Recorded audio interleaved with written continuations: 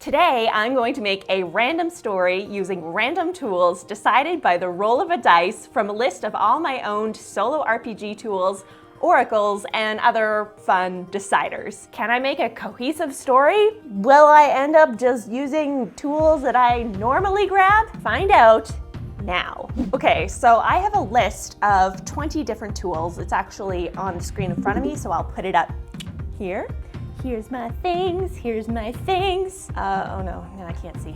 So the idea here is I'm going to roll this D20 5 times to select 5 different tools or systems from this list. Then we will use those 5 tools only to build a story with characters, hopefully some kind of cohesive plot summary, an antagonist, and maybe a setting, depending on what we get. You know, we might get a tool that has no character building, or it may be only settings. We'll just have to see what the dice gives us. So let's roll. That is a 20. Ooh, 20 is Stars Without Number. That is an RPG system. I'm gonna roll all these first, and then I'll give a brief description of what each is. I'm gonna link all these in the description, so don't worry about it. Okay, what do we have next? That is a 3. 3 is the Story Engine deck. Okay, I promised myself if we rolled the Story Engine deck, I use it a lot on this channel, as you may have noticed. We're going to roll separately on which elements of the Story Engine deck we are going to use. Probably about 2 of the deck, sort of the 5 or more possible ones. So we'll roll on that separately. Okay, what else? 16. Ooh, okay, 16 is Toad, or the Tome of Adventure Time, or Tome of Adventure Time. Tome of Adventure Design, rather. Okay, wow, that is literally an entire book of random tables. So I have an idea of how we're gonna narrow that down, maybe. Gotten some really great tools so far, so 2 more rolls. That is 2. Bold. Bold is the Book of Legends and Deeds. I did a whole video about Bold already, and Bold is great. You can use it for a lot of different things. So a very, very versatile tool. So 2 of these tools I use pretty regularly on this channel. 1 more. Let's see what else. 18. Okay, 18 is the Tarot. Ooh, I have a couple of different tarot decks too, so maybe we can choose the tarot deck, because that will definitely influence the kind of story that we end up doing. Okay, so we have a couple of new tools to the channel, a couple that we are already familiar with, so I'm going to grab all of those tools and I'll meet you back here right now. Okay, so I've messily assembled some of my tools. And I've decided that the first thing we're gonna do is roll to see which tool that we use first, because I think that's really gonna determine where we draw our initial inspiration for the story from the 5 tools that we've rolled. I'm going to roll a D6 for our 5 tools, and if I roll 6, it'll just be roll again. And this will determine what we use to kind of start off our story creation journey. Which tool will we use first? 1. Well, that's very boring, but the dice have decided we will be starting with the Stars Without Number tool. Stars Without Number has a system for generating planets and worlds. And something I find really interesting about it is there's a D100 table, and it has a bunch of what it's called world tags, and they're kind of quick adventure hooks that you can use in your campaigns to quickly generate stories and plots. And within this table, they have paragraphs describing potential characters, potential problems, and enemies. I'm going to roll a couple of times on this table to sort of get a quick flavor for maybe a potential adventure hook or story or some character ideas.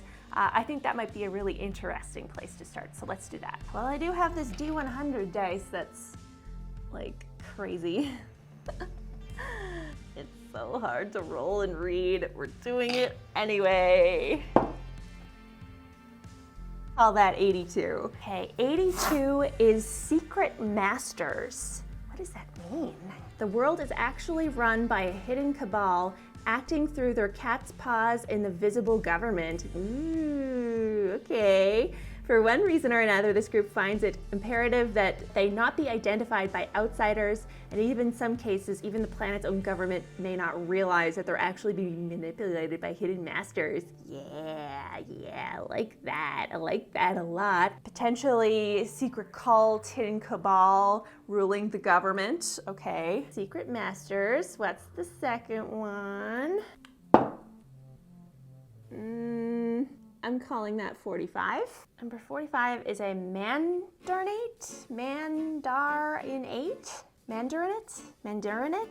Like a Manchurian? No, that's something different. What does it mean? The status of holding a position as Mandarin. Okay, like a minister. Okay, but wait, how do you say it? Mandarinate. It's like a collection of ministers, I guess? Mandarinate. Okay, let's see what stars with that number says about Mandarinate. The planet is ruled by an intellectual elite chosen via ostensibly neutral examinations or tests. The values this system selects for may or may not have anything to do with the actual practical leadership skills, and the examinations may be more or less corruptible. Okay, so we have a secret cabal that controls the government, and the government is ruled by people who are selected via tests, which may or may not have anything to do with anything. They're just to put people in power so that the real people in power control all the strings. Okay.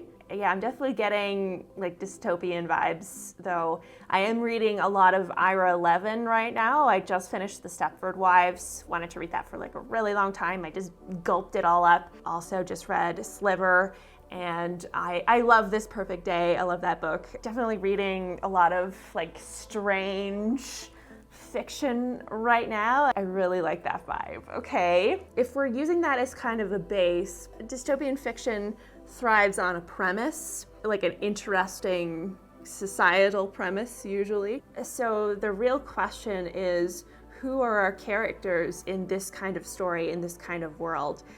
It would be very interesting to see the point of view of a cabal member, someone who is not quite the leader of the cabal, but maybe they're getting close. Maybe our character is part of some kind of resistance and they've made it into this cabal and they have their own secret agenda to take down the cabal. Maybe this person is undergoing one of these tests to be part of the government, but something goes wrong and they discover the cabal. Let's roll to see which tool we will use next to create some characters. 4. Our fourth tool was bold. We're gonna use bold to make characters. Okay, we can do that.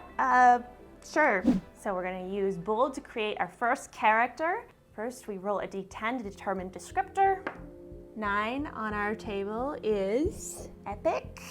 And then another d10 to determine the noun.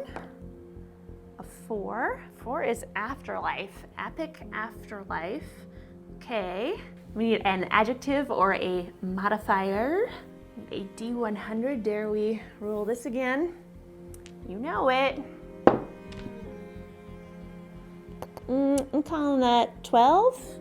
Yeah, sure. 12 is selfish. Selfish afterlife in brackets epic. Okay, well, already, given what we already rolled about a cabal and a government determined by like tests, this is like a story that takes place in an afterlife. It could be like a good place kind of story, or something more sinister than that, maybe more bureaucratic. Either in order to get into this afterlife, or the people who are in this afterlife who want to control the afterlife can take the tests, but it's really run by whoever it's really run by. So our character is inspired by selfish afterlife in brackets epic. But there's The last part of bold is we do overcome by. Now normally bold is used to create plots and more situations. So using it to create characters is pretty unusual, but that doesn't really matter to me. I think that already we're going in a very interesting direction. So let's just finish the last part. Then we roll 2 d10s. Double zeros. So overcome by Deus Ex. Well, I mean, could you ask for a more like fantastical sentence, right? We have selfish afterlife, in brackets epic, overcome by Deus Ex. Okay, this tells me as a character. This is a person who maybe was either not meant to be in the situation that they're in, they just happened to stumble in here. So if we're talking about an actual afterlife, it's one of those situations where they're not really dead, they're in a coma, or they died by accident and now they're in the afterlife and maybe they weren't supposed to die. And maybe they just happened to stumble in on test day. They happened to take the test. That would be very interesting, actually. We just have this like random person who they're like hit by a car. They wake up and they're in an exam room. Like picture any stress dream that you had where you're like have to take a test and they have no memory of like getting from car accident to exam room. They're just suddenly in the middle of taking a test. Maybe they think, oh, I had a bad dream, I fell asleep during my exam, but then they're like, wait, what exam? How did I get here? And they're like looking around, they're like, I don't remember signing up for this. And they look down at the exam. I don't know how vividly you dream, but I dream quite vividly. When you try to read something in a dream, some words make sense, but usually in a complete context, it doesn't make a lot of sense. Maybe they're trying to use that as a test to see if they're dreaming, and they look down and it's all these sort of random questions, and maybe there's like 5 minutes left. Now, I don't know how this would work if this is an afterlife situation, because I think someone would notice that like they just appeared there. So either they arrive at the beginning of the exam and they're just there in line and someone just ushers them into the exam room and they're just forced to take this, or they're forced to sit down and look at this exam. Or they wake up in, as I just said, in the middle of the exam. Most of the exam has been answered. Ooh, what if there's a message on the exam? And it's like, have fun, switched places with ya. And they have to be like, who wrote this message? Why am I here? Where am I? Everybody thinks there's somebody else. It's sort of a switched bodies, but with afterlife flavor. I kind of like that, actually. It's a great opening scene. We have a character that the audience and the reader can immediately identify because they are discovering the story along with the character. So we've got one character. Let's make another character with bold because that worked out pretty well, I think. And then we can move on to the next tool. Okay, so descriptor. Descriptor is 10. Natural, okay. And then for our noun, 10, the wild. Okay, the wild in brackets, natural. Maybe there's different races in this sort of afterlife place. That'd be interesting if everybody in the universe went to the same afterlife and you just get like Star Wars Cantina in the afterlife. Okay, let's roll our adjective. I'm gonna call that 87. Legendary. Ooh, legendary, the wild, in brackets, natural. Okay, my first instinct from that is this is somebody who is famous in the afterlife. They may or may not have been famous in regular life, but they're sort of famous for something in the afterlife. Everybody knows who they are. I don't know, this could be a leader, somebody who is in the government, who is ruling. Legendary. Legendary to me says popular, like not just leader, but this is somebody who everybody wants to be, a person of the people. That's my guess, especially with the wild and natural. This is somebody, everybody knows who they are, they know their name, you say it, everybody loves them. Natural or the wild. I don't know what that could mean in this context, but it's certainly an antithesis or the opposite of the secret cabal, the bureaucratic structure of a government. We have natural and wild. We have somebody who maybe they're leading the resistance against this secret cabal. Kind of like that, actually. Maybe they're like a Robin Hood. Just everybody loves this person. Everybody knows them. Even the cabal and the government kind of like them. That's the vibe that I'm getting. But let's finish the sentence. Roll our 2d10s to get our overcome by. We've got 7 and 5. 7 plus 5 is 12. 12 is favored skill. Legendary, the wild in brackets. Natural overcome by favorite skill. I mean, now I'm really thinking Robin Hood, right? Favorite skill. I mean, favorite skill could be they're very charming. They're just very likable. So in the current context, we have a character who is in a car accident. They wake up in this strange afterlife. They are in an exam room. Oh, well, Now, if we're going with the plot that our protagonist looks down and they see a message scrolled on the exam sheet that is sort of to the effect of, you know, have fun, I switched bodies with you, but something a little bit more playful than that. Maybe this legendary character is the one they switched bodies with. But why would they do that? Who is this person? I wonder, you know, what is their ultimate game plan? And maybe we can use our next tool to kind of figure that out. Did this legendary person cause our protagonist to die? Maybe. Let's give our people some names so that we don't have to refer to them as protagonist and legendary person. So Stars Without Number has 10 random name tables, each with 100 names, 10 different nationalities, languages. So I'm gonna roll a d10 to see which nationality table our protagonist is. That is 3. 3 is English. Now that I'm actually looking at this table with glasses, this is actually pretty neat. It's a D100 table, male and female names. There is surnames, and then there are place names, which look actually like English from England places. So our person then is from England. That's cool. Let's do place first. Blanc. 19. Colby. Colby, wherever they are, they're from Colby. And their name is... Now, we only have male, female names on here, so I guess I'll roll a d6 to see what gender we'll do. Odds male, evens female. Okay. The woman is our protagonist, and her name is 86 Nora.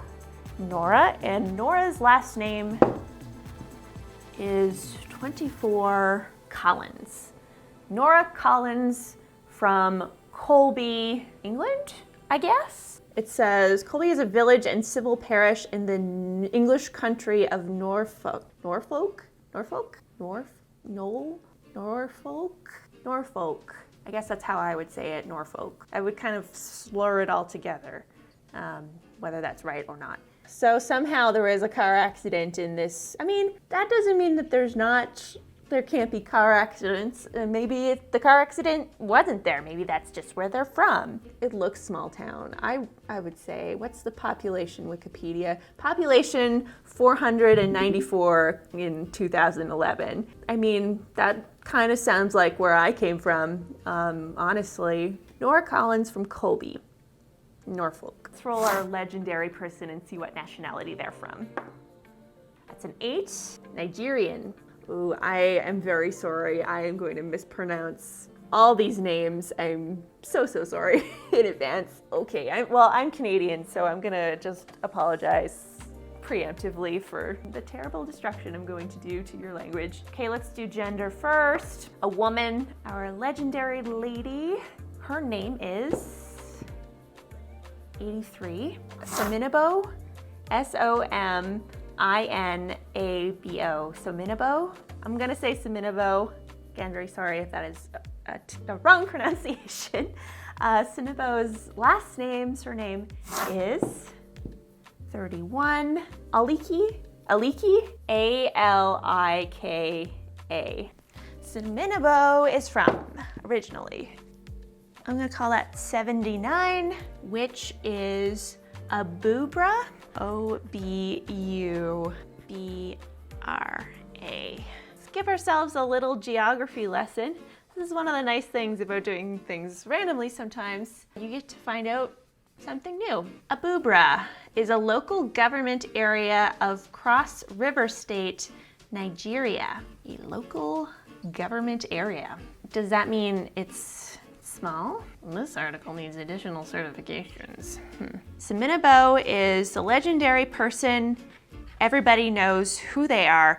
And if we're going with the body switching plot, again, I don't know how this would work in an afterlife situation. Maybe you have a corporeal form in the afterlife. I'm not gonna worry about that right now. Nora wakes up in the exam room. She looks down. She realizes, I'm doing a weird exam and the last thing I remember was getting in a car accident. I'm here and everybody thinks that I am Sominabo, this very famous person in this strange place. Meanwhile, the real Sominabo has gone to do whatever her mission is. I don't see this as like a menacing thing. I don't think that Sominabo is the villain here. I see this more as a playful move. Maybe she's onto this cabal and to carry out whatever mission that she has planned to expose the cabal. Maybe she has to throw them off the scent by switching places.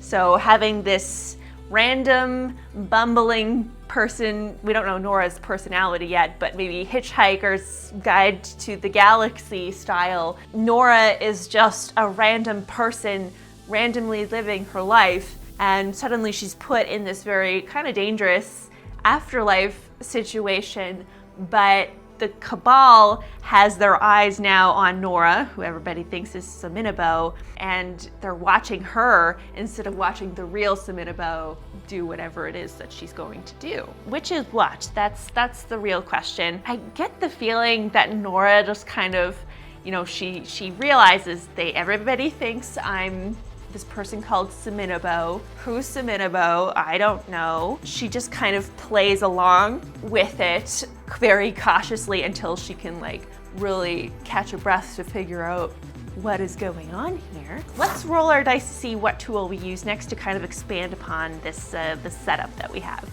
Let's roll. 5 is our tarot cards. Okay, great.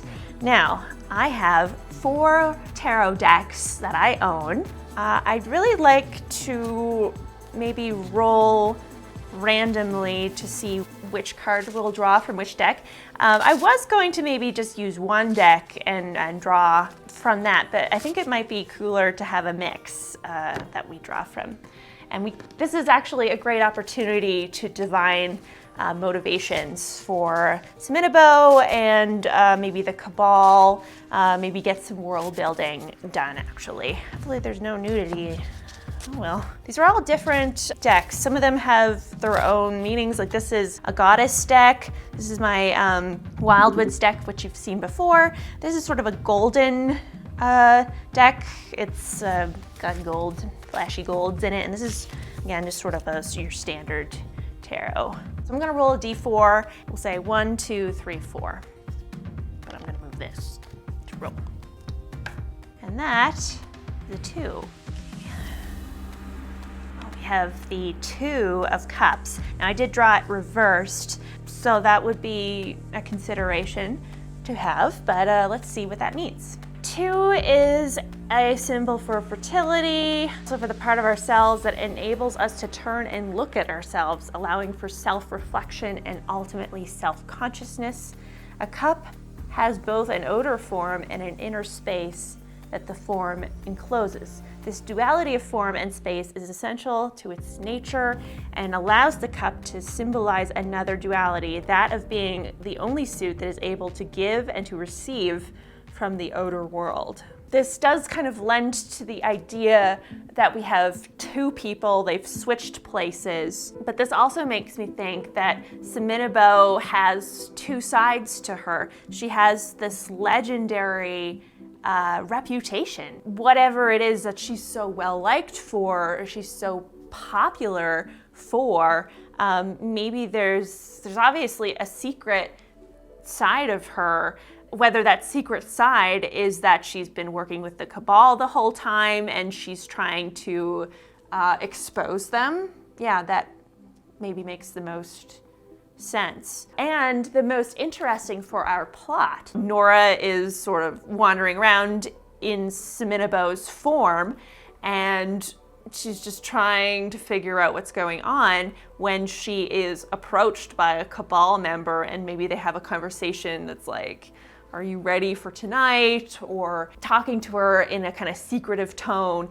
And Nora has no idea like what is going on. She's just like, yep, definitely ready. Or maybe this person who approaches her is a fellow informant, traitor to the Cabal. They're supposed to be working together.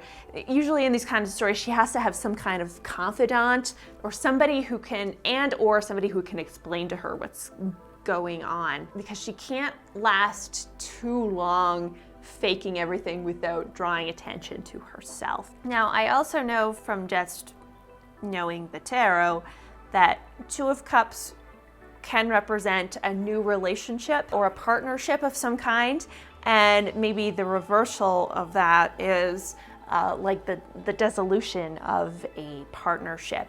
Maybe this collaborator that approaches Nora as a fellow traitor, maybe they are actually going to work to turn her in.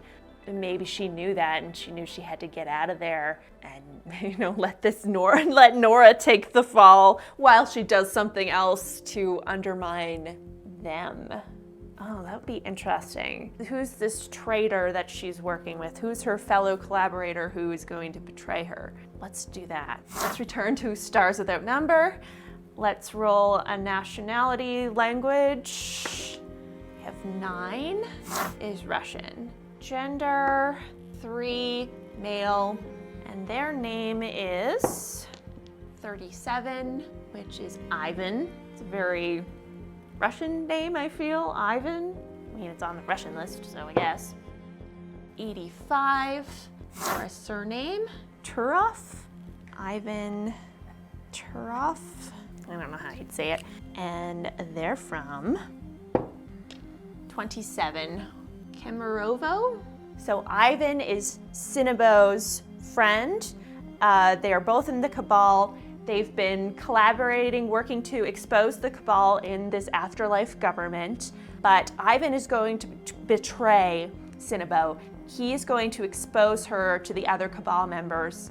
But I think she's gotten wind of this, and she's decided to switch bodies, or switch forms, however that may be, to enact whatever her secret plan has been all along, or whatever her backup plan is. Nora is left holding the bag spiritually, not really knowing what's going on, but will likely cause enough trouble for everyone to distract from whatever the real Sinabo is about to do, which is what we don't know. Let's do our D4 roll to see which deck we are drawing from. I feel like I just swallowed some of my plastic hair. Yes, I am wearing a wig. Why? Well, Cancer is why. I'll probably have the video I'm doing about my Cancer journey out before this video, so if you are interested, you can go and watch that.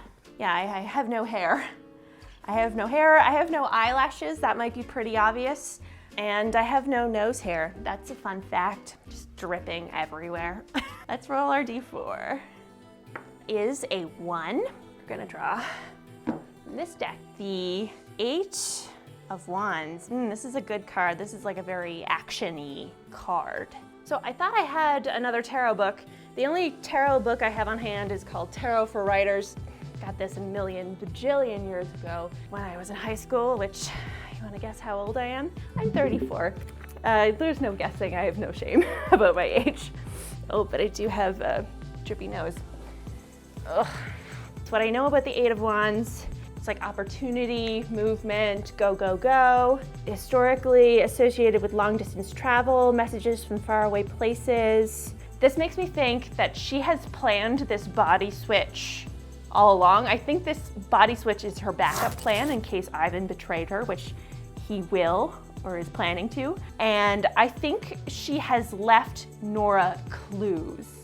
And this is sort of the structure of our story, right? There's a message on her exam sheet. Maybe the message even says, like, follow the clues. Perhaps she, even in her bumbling kind of state of not knowing what's going on, will actually help the real Siminabo expose this cabal and create enough chaos along the way to keep us entertained. Yeah, I like that. That doesn't really tell us what Siminabo is doing, but I think that still adds a good structure to our story. Let's draw at least one more roll. That's a 3.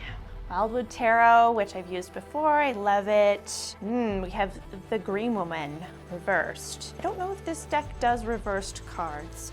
Okay, this is basically the Empress. She's a female archetype of wildness and green energy. That's actually interesting because the bold sentence that inspired Siminabo was about the wild and natural. She represents a goddess of the land. This afterlife as it is, with this cabal, this strange government, I wonder if this is not how the afterlife always was.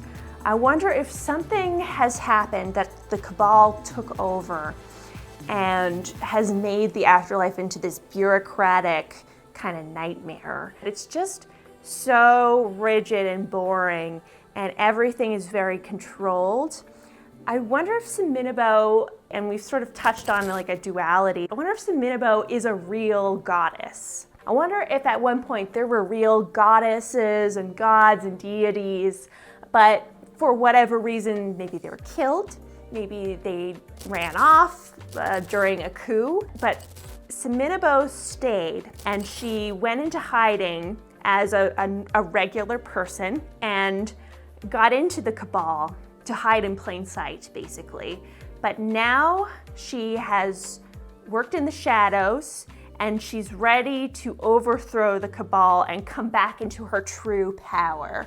And that is why she switched forms or bodies with Nora. She's trying to get out of there because Ivan's gonna betray her. But her ultimate goal is to overthrow the cabal so that she can take her rightful place as the universal mother, to bring the gods back to the afterlife, maybe. She has a real power that she's had to hide for so long. Maybe she had to physically throw her power away, and that's what she's going to get. I like that, actually. I like that she had to do like a physical discarding of her goddess form, and the only way to get it back is to actually go there and have somebody take her place, take her form, her Siminabo form. In a critical moment when Nora is been exposed, who she really is, a random lady from Colby, Norfolk. She's about to be killed or her soul thrown into the void or whatever it is. Siminabo, the goddess mother, returns, and in a glorious light, and is like here to expose the cabal and rid the afterlife of corruption and bring us back to what we were always meant to be, at least maybe in her eyes. I kind of like that, actually. Nora's sentence was selfish afterlife, in brackets, epic. I actually wonder if Nora is also some kind of secret deity. That selfish word in there makes me think, I wonder if in life Nora was maybe not the nicest person. There's something there in Nora's personal journey that she has to overcome. She's suddenly this well-liked character. As Suminabo, everybody loves her. Maybe in life, everybody like really despised her because she was just this mean, awful person. And when she realizes that she's, you know, in the afterlife, she's like, hey, like, you know, being a good person didn't matter. I'm here. But then she kind of realizes how controlling and how just sort of depressing this afterlife is. And why would Suminabo choose Nora if it's not just random? Because clearly Suminabo has left clues and messages.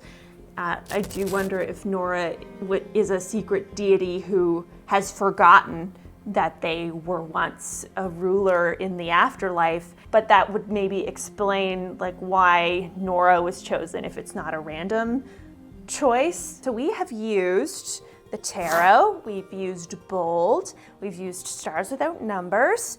Okay, we only have 2 tools left to create our story. So which one will we use? Evens is the story engine deck. Odds will be Toad. Evens, which is the story engine deck. Okay, so I have gathered, as you see here, all of the story engine cards that I have. This is from all of the expansions. So you'll also notice I have the backstory, engine and conflict cards, and this smaller aspect pile is specifically for creating sort of legendary items. So what I'm gonna actually do, I'm not gonna use all of these, that would be very unfair, I think. I'm gonna pick 2 different types of the story engine deck. So I would say 1, 2, 3, 4, 5, 6, 7. So roll a d8. I'm putting the backstory cards together because they work together. Okay, I'm rolling a d8. A 3. So we did 1, 2, 3. So we have an anchor card we'll draw, and I will roll this d8 a second time. 5. So 1, 2, 3, 4, 5. Great. I really wanted an opportunity to use the backstory card. So I'm going to draw the anchor card first. I am kind of going to assume that this might be whatever Suminabo has gone after to restore her power, but we'll just see. A tattoo, a lock, a staircase, and a facility. A tattoo is very interesting. It would be interesting if Nora and Suminabo have the same tattoo. Maybe the tattoo is a form of communication between the 2 of them. Maybe Nora figures out how to activate the tattoo so they can actually have a real conversation, or Suminabo can kind of feed information to her. You know, this is sort of a bit of a zany story. I wanted to feel playful. The setting is sterile and depressing, so I think it would make sense to have the story be a little more fun. It would be interesting if Suminabo has to go look for her tattoos, and that's where she put her power. Whether these tattoos are on other people, maybe they're in the environment, and or if Nora is a secret deity and has her own powers, maybe there's something in the environment, like symbols and things call out to Nora, and maybe this is either a remnant of Suminabo's power or Nora's own potential power. So I kind of like that Suminabo has to go get tattoos, not just from a tattoo artist, although that would also work, I suppose, but like these tattoos are on other people or in the environment, and she has to go pluck them out to come back to her full power. Maybe Nora is a tattoo artist, although let me know in the comments if there is a tattoo place in Colby, Norfolk.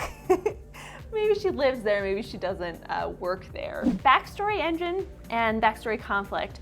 So we kind of use these the same way that we use the regular engine and conflict cards, and I do have another video about using the story engine deck. I don't have like a full tutorial video yet. Let me know if you'd like to see that. The engine cards are like the motivations of a character, and the conflict cards are sort of a twist, either on the motivation or on whatever story, plot point, etc. But the backstory versions of these are set in the past. So it's whatever the character has done in the past that is influencing the present. Now, maybe we are drawing these in relation to Nora or to Cinnabo or to somebody else in the story. I'm gonna draw these and then we can kind of see. We have was taught to prize above all else, was excommunicated by or due to. So you would use these in combination with the anchor cards or the other cards. Maybe Nora as a deity was banished by the other deities, maybe just before the coup happened and the Cabal was installed. And the reason that Cinnabo switches places with Nora, who doesn't remember that she was a deity or a goddess, that's the only way that Nora as a deity could return to this afterlife, was if somebody switched places with her. And Cinnabo was like, well, I'm gonna need all the allies I can get. I'm gonna do this switchy placey ritual and get deity Nora back and leave clues to be like, we're gonna disband this Cabal and eventually also, oh yeah, you're actually a goddess too. Yeah, I like that, okay. So Nora was excommunicated because of something that she did. She's maybe, again, not the nicest character, she's selfish, and it is about to make their nightmares come true. Or it is about to throw a wrench in a lifelong plan. Just Nora's existence in this afterlife is a wrench in the Cabal's plan, in Ivan's plan, whether they realize it or not. Would the Cabal try to contact Nora the deity to be like, we love you, we're also into doing bad things, can we have some of your power? But they don't get an answer because Nora the deity doesn't remember she's a deity, she's just Nora Collins from Colby. Meanwhile, Cinnabo is like, I'm going to bring Nora the deity back, but she's not gonna remember who she was. But I'm doing it because I think that Nora the deity is an ally. I'm going to appeal to her better nature. I'm going to get her to see that together we can rule the afterlife as friends, as pals, and set things the way that they should be. Maybe Nora was banished for an unjust reason. You know, she might be a mean, selfish deity, but maybe what was done to her was worse. Maybe the other gods and goddesses were also corrupt. And maybe Nora the deity was just trying to bring about her own kind of justice. She failed and was banished. In that kind of final confrontation scene when Nora sort of realizes, hey, I'm a goddess too, where's my power? That would be interesting. Where would her power be? Maybe the Cabal is searching for whatever physical manifestation her power is. Let's draw another anchor card to see what her physical manifestation of power would be. I think this is from one of the new expansions, actually. We have a refinery, an asteroid, a mutiny, or an ore. Maybe it's an actual rock that Nora wears around her neck. And again, I don't know about the body switching, what the rules of the physical are in the afterlife, but maybe it's a rock that Nora wears around her neck, some kind of semi-precious gem or a fool's gold would be actually, I like the idea of her wearing fool's gold around her neck. And maybe that's actually the source of her power and she brings it with her not knowing what it is and nobody knows what it is. Maybe it's only obvious to the person, you know, what your actual power is. And maybe she's had it all along. In the final scene, perhaps this necklace of fool's gold comes off her neck and it breaks or shatters or gets crushed.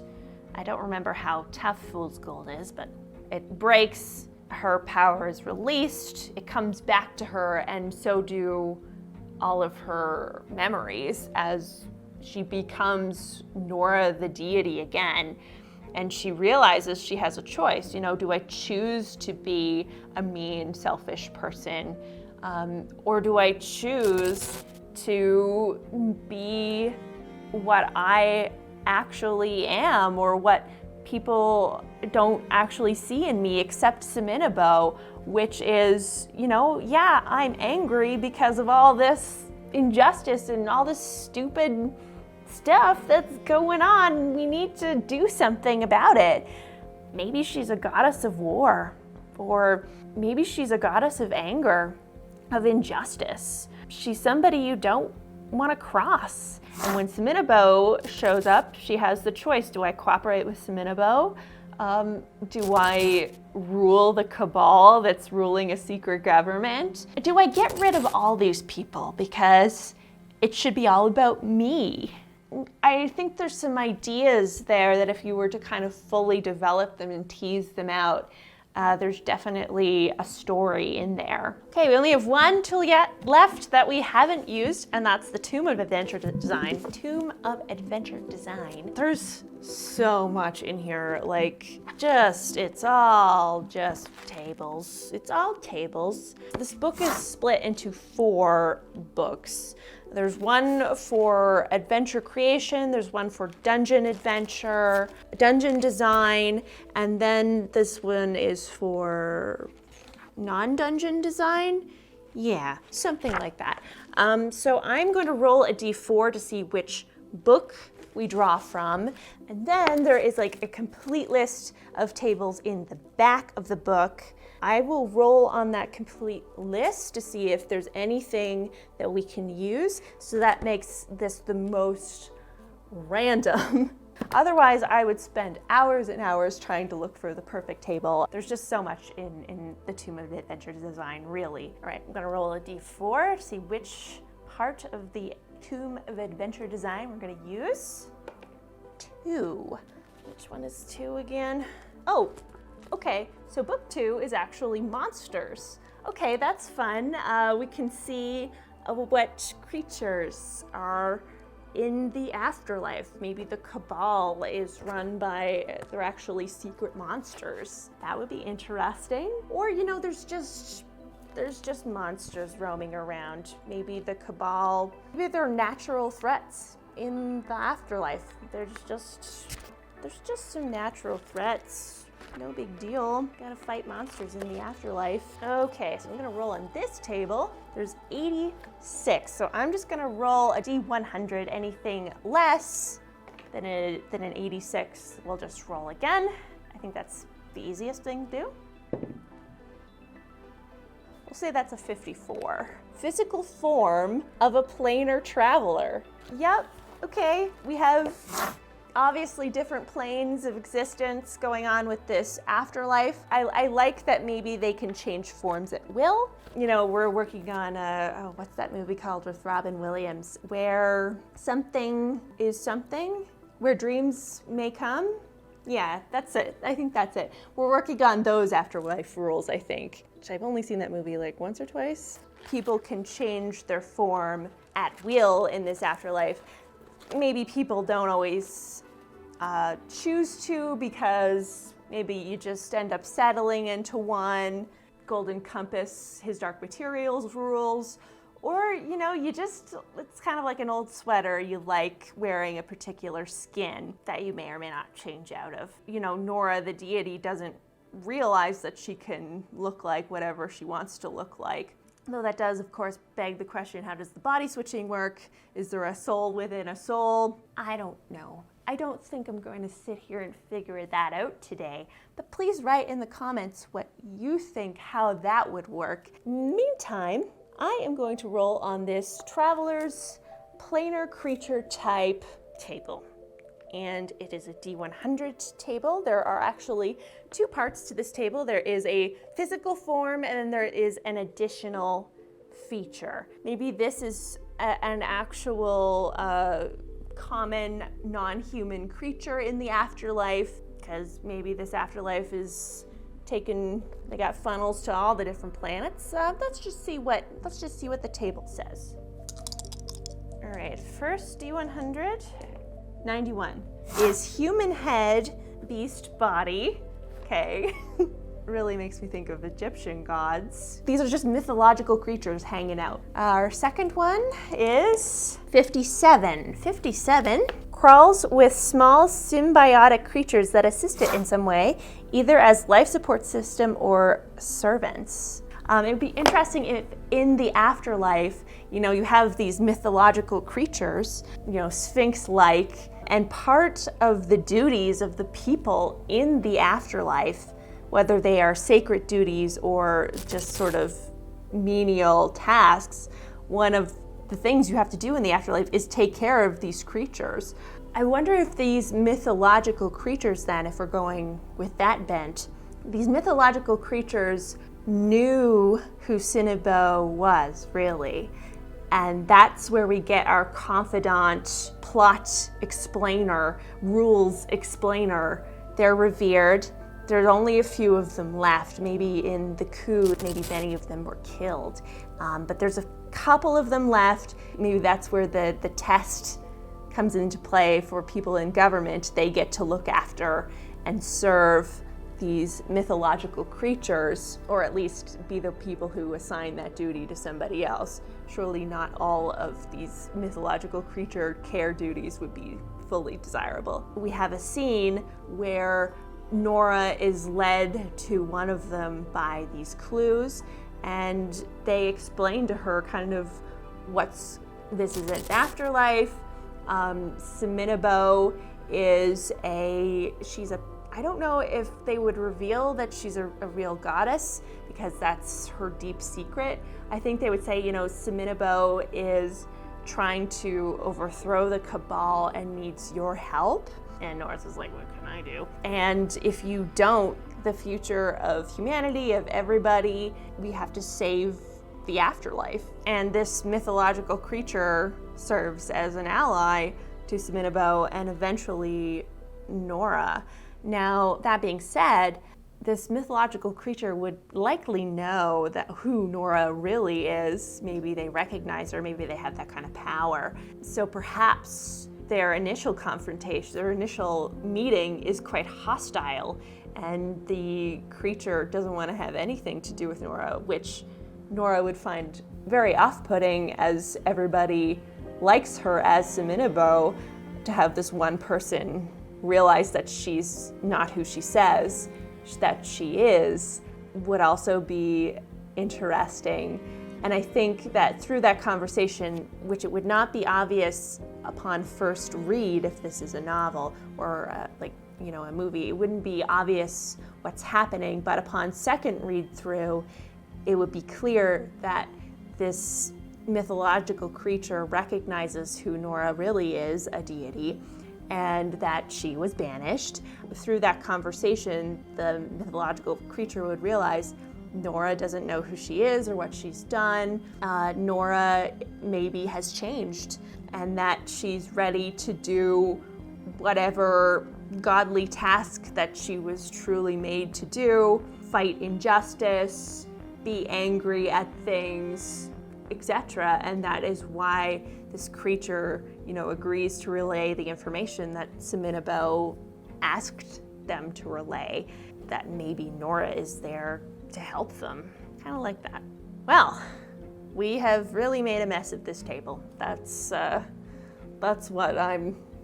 first thing I'm going to say. I think that's a whole story. So to recap, we have a woman named Nora Collins from Colby, Norfolk, who was in a car accident, and she wakes up in an exam hall having seemingly finished an exam. She's like, I don't remember doing this. I remember as being hit by a car. And yeah, she has died and woken up in the afterlife. The afterlife is very terrible and boring and bureaucratic and nightmarish. And she looks down at the exam paper and it tells her to follow the clues, and that she has switched places with someone named Sinebo, who is a greatly loved secret goddess who wormed her way into this terrible cabal that is ruling the afterlife government. She's trying to overthrow it, and she has gone to retrieve her magical powers, which exist in the form of tattoos that she has to pluck from the earth. So while she's off doing that, Nora has to pretend to be Seminabo. And Nora figures that out by following the clues and pretending to be Seminabo and trying not to get caught. Nora likes being Seminabo. Everybody loves Seminabo. In contrast, nobody liked Nora. Nora was very mean in her life and maybe even kind of prided herself in being a little mean. But she realizes that everybody loves Seminabo, but nobody likes this afterlife.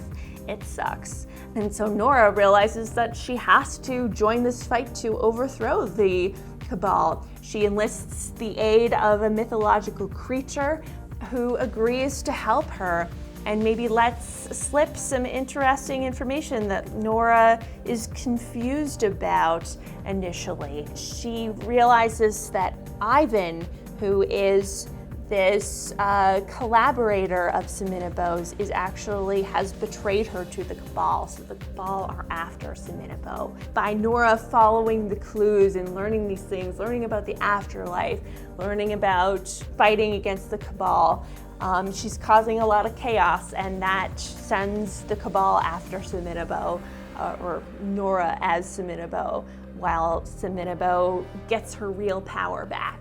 And the final scene is a confrontation between Nora and the Cabal with the help of the mythological creature, and Ivan is there too.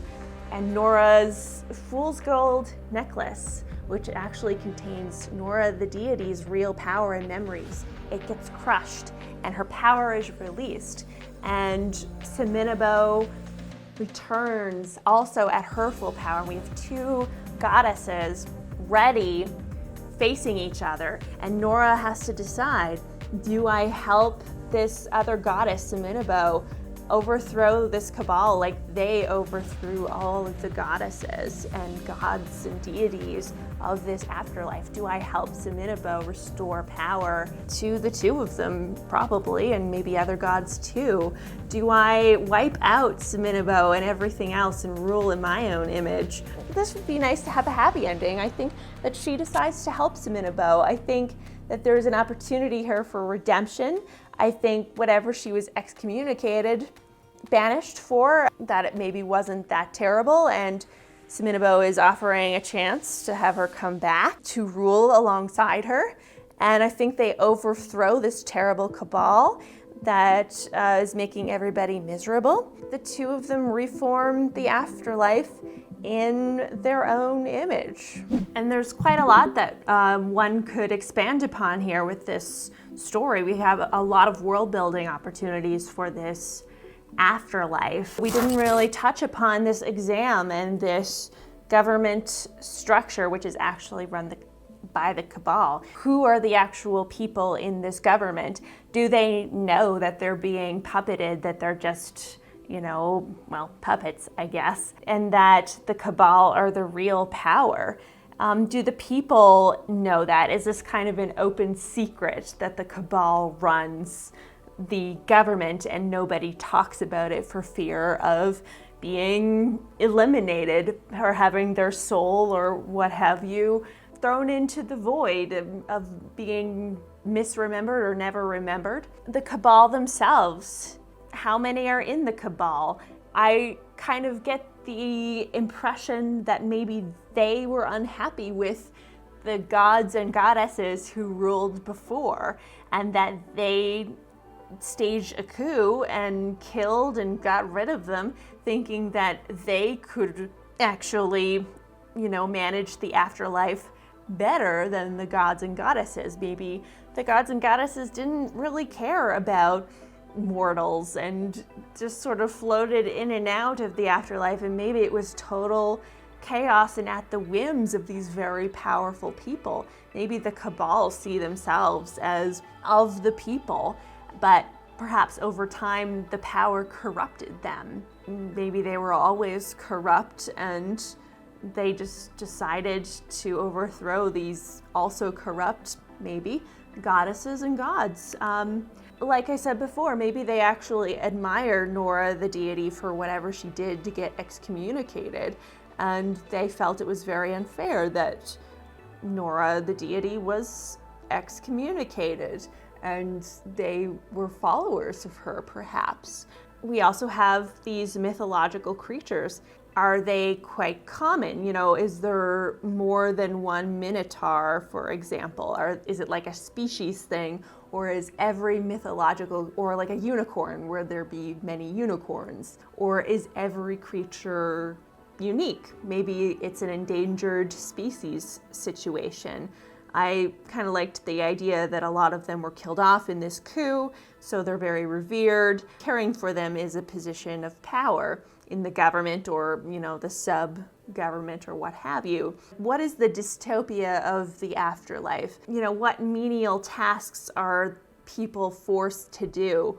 Or, you know, do they like doing it because if they don't show happiness or are forced to show a certain emotion, then there's a fear that they might be eliminated for good. What is the look? What is the aesthetic of the afterlife? I've mentioned bureaucracy a lot of times. Is it actually a kind of white tower, and there's maybe different levels like in an office building? Is it more sci-fi, where maybe it is actually like a space station above or in some kind of galaxy? Is it an actual world where people go, and the afterlife is the size of a planet, and we have different kind of sub-neighborhoods with their own cultures, and if we had like the idea that all aliens, all humans, all sentient creatures go to this one afterlife, are there different neighborhoods for different flavors of afterlife? Your heavens and your what have you for different belief systems. All that would also play into how the cabal actually runs the government, and how the government is portrayed to all these different neighborhoods, and maybe it's seen as like, yeah, there's different neighborhoods and flavors with different types of afterlives, but we all answer to this one government who is really like an admin team overseeing all the logistics of having an afterlife, which is then run by this cabal who inflicts their own will onto the greater afterlife. Write down in the comments what your favorite part of the story was, and also write down in the comments what your world building question would be. Is there something that I missed during this session, a question that has come up for you that you would like to have seen during the playthrough? If you enjoyed this kind of storytelling, you might also like the video I did where I created a novel idea using the Story Engine deck and the Deck of Worlds, and you can watch that here.